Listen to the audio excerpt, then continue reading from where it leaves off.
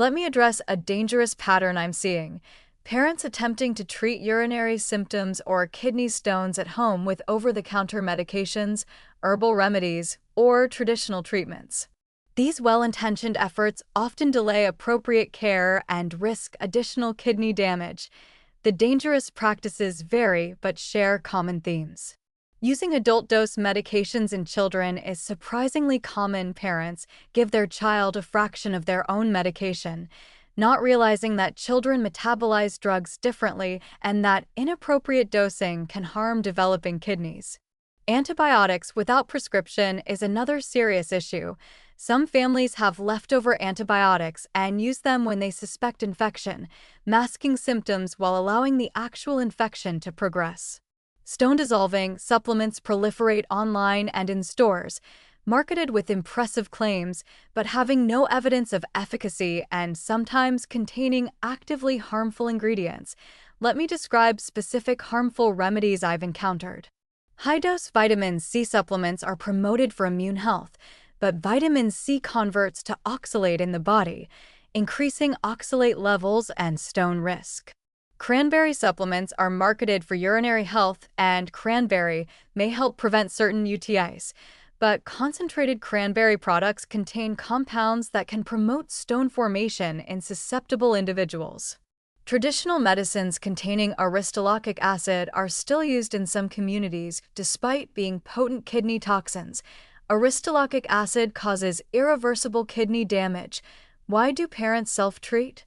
Healthcare access barriers are significant. Getting a pediatric appointment might take weeks, emergency care is expensive, and specialist referrals can take months. Cost concerns drive home remedies. A bottle of supplements seems more affordable than medical care. Distrust of conventional medicine exists in some communities, sometimes from historical reasons or negative past experiences. Cultural traditional medicine practices are deeply rooted and valued. Dismissing them disrespectfully alienates families rather than helping them. The harm examples are serious.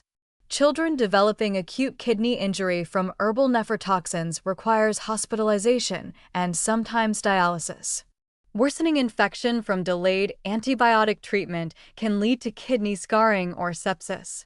Dangerous drug interactions between remedies and prescribed medications occur when families don't disclose all the supplements their child is taking. What's the appropriate role of complementary approaches? Evidence-based dietary modifications absolutely have a place, increasing hydration, reducing sodium, adjusting protein intake. These are legitimate interventions with solid evidence.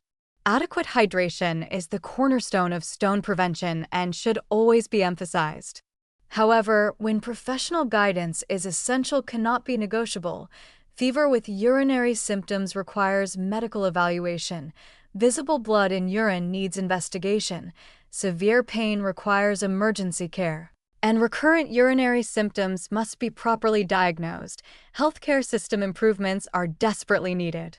Making pediatric care accessible and affordable would eliminate a major driver of self-treatment. Cultural competency in discussing traditional practices means healthcare providers need to respectfully inquire about all treatments, not judge families or make them feel ashamed.